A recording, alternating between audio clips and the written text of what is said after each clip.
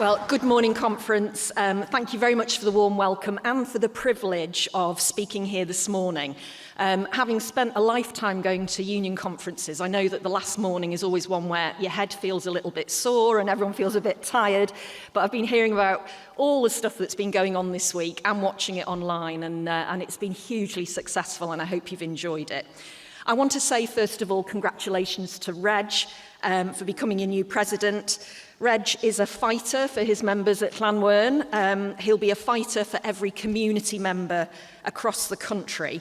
I've had to not do battle with Reg, but he makes sure that I do what he wants him to do. But he's shown real leadership through some incredibly difficult times. And Reg, it's an honour to know you and an honour to work with you and with community.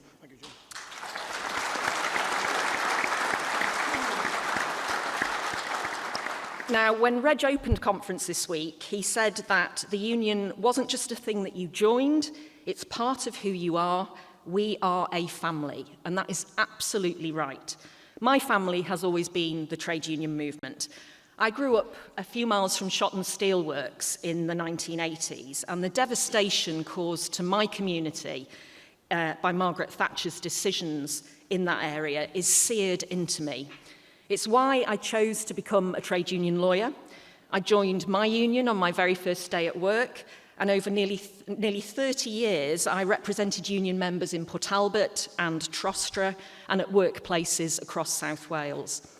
And then I took those experiences to Parliament, determined to secure a better deal for workers, better security for workers, better safety at workplaces, and better trade union rights.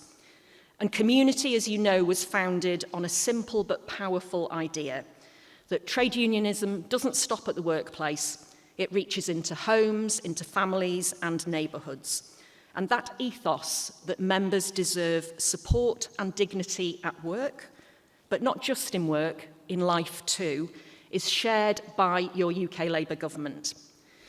Our Employment Rights Act, the biggest upgrade of workers' rights and protections in a generation, is landmark legislation, and I'm really proud to be part of a government that has delivered it.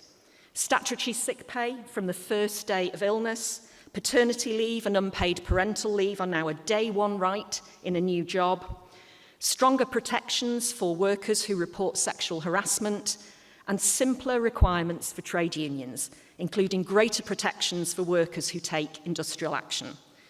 And I want to pay tribute to community and to all our Labour-affiliated unions for the years of work, and I really do mean years of work, that helped make that legislation a reality. Protection from unfair dismissal will become a right after 6 months in a job rather than 2 years, as had been the case. Exploitative employers who fire and rehire their workers on worse pay and conditions will automatically face unfair dismissal claims in most cases. Workers on 0 hours contracts will have the right to request guaranteed hours. And shift workers will have the right to be paid for shifts that get cancelled or cut short. And flexible working requests will need to be taken seriously by employers and not dismissed as an inconvenience. And laws that protect trade union members from discrimination and blacklisting will be extended. The Employment Rights Act brings into law a fundamental shift. This is the most important part of it, a fundamental shift in the balance of power between employers and workers.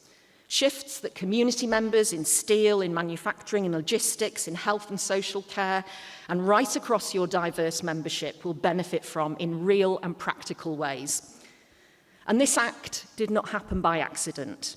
It happened because unions like yours made the case year after year for workers who deserved better.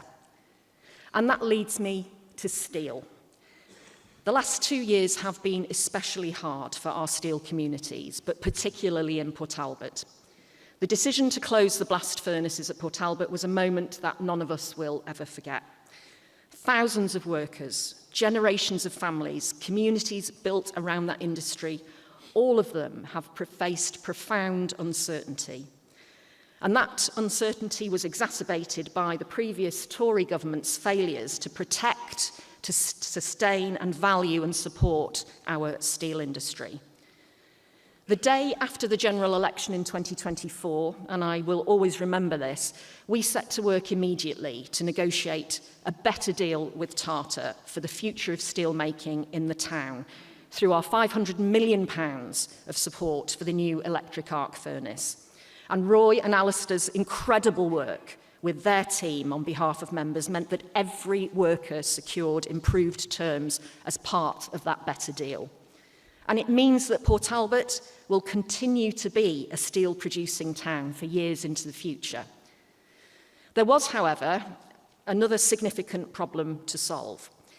The previous government had established what was called the Transition Board to help workers and businesses in the community, and they promised £80 million of funding to make sure that the closure of the blast furnaces did not mean the abandonment of a proud steel community. So imagine my anger when I walk into the Wales office after the election and I discover that that £80 million doesn't exist. That promise was meaningless and it was duplicitous. It was part of that £22 billion black hole that we all heard about a lot after the election, but it was part of that black hole that we discovered on entering government. So we worked to find that funding, and that was secured from the Chancellor, Rachel Reeves, and now £122 million has been allocated by the Transition Board that I chair to support thousands of steelworkers to retrain, to help steelworkers gain new employment, and to help hundreds of local businesses to not just survive, but to thrive. The rapid delivery of UK government money has helped ensure there has been no increase in unemployment benefit claims in the region since September 2024. And I want to thank community for their really valuable contribution to the Transition Board and for the highly successful community drop-in centre in Aberavon that has been providing the practical help, trusted advice and support to workers who've been directly affected.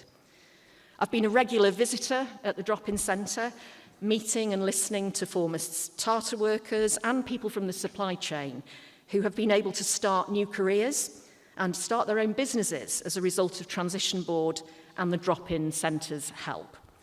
Community has been and is providing a vital service to the people of Port Talbot, which should be a source of huge pride to everybody in your union. And as we look to the future, we've obviously published the UK Steel Strategy with Welsh steel at its core. A long-term plan to increase domestic steelmaking with 50% of it to come from Wales. The strategy rightly recognises steel as a strategic national asset, and for the first time in many years, it is being treated as one. We've also introduced trade measures to tackle the unfair dumping of foreign steel on UK markets. British steelworkers cannot and should not have to compete against subsidised imports from overseas. These measures are about creating a level playing field. And I am personally convening a new initiative with the National Wealth Fund and industry to unlock further investment in Welsh steel projects, bringing new jobs and investment to Wales. Port Talbot and South Wales isn't only important to Wales, it's important to the UK as a whole. We see it as a key area for the clean energy industries of the future. We've invested £64 million in the port of Port Talbot to support the creation of the Wales's first specific floating offshore wind port and the 5,000 jobs it has the potential to unlock in the region. There's a further £25 million for the Celtic Freeport that spans both Port Talbot and Milford Haven in Pembrokeshire, making these places major hubs for green investment, low-carbon industries, good quality jobs and economic growth in South West Wales. There is more work to do, but I want every community member who has lived through these changes to know that they have a UK government who will keep fighting for you. My other key focus in this role has been making sure that we're opening up the doors of economic opportunity and local growth across the length and breadth of Wales. And I make no apologies today for talking about Wales because we're here in Wales and it's my job to do so. But I want communities across our nation to directly feel the benefits of that investment. And those new opportunities are being supercharged by the UK government's support for Wales as a leader in the industries of the future. So sectors like clean energy, where Wales is uniquely positioned to take advantage of the opportunities of clean power. From floating offshore wind in the Celtic Sea to bringing new nuclear to Wilver on Anglesey, which will be the site of the UK's first fleet of small modular reactors. Powering millions of homes, bringing thousands of skilled jobs to Wales and attracting investment that will benefit people in every corner of Wales. We've made good progress in those 2 years, but there is still more work to do and challenges that we will work together to solve. The world of work, as you all know, is changing faster than at any point in my lifetime, certainly. Artificial intelligence and automation are reshaping industries. International economic instability, from supply chain disruptions to geopolitical tensions, creates unpredictability, and that is genuinely difficult to plan around. The global energy crisis and the imperative to decarbonise industry are transforming what production looks like and what skills will be needed. And these changes are not going to stop. They will not be evenly felt. Workers in industries undergoing transition, like steel, will face them most acutely. But workers will face those challenges with strong unions and a UK Labour government on their side to ensure that that transition is fair. Transition where workers are retrained rather than discarded, where communities are invested in rather than left behind, and where the gains of technological progress are shared rather than captured by a few. And that's why the partnership between the UK Labour government and the trade union movement matters so much. You are not just advocates for your members in the present. You are essential partners, part of that family, in shaping what work looks like in the future. And your voice in that conversation is not a courtesy, it's a necessity. Strong union, strong future. The theme of this conference is one that I absolutely believe in and back wholeheartedly. Community has always understood that solidarity is not seasonal. You don't just arrive for a conference and disappear when you leave. That solidarity stays there. It is sustained, patient work. And this UK Labour government echoes those values and commits to continuing to work with you. Thank you again for inviting me to speak today, and congratulations on such a successful conference. Thank you.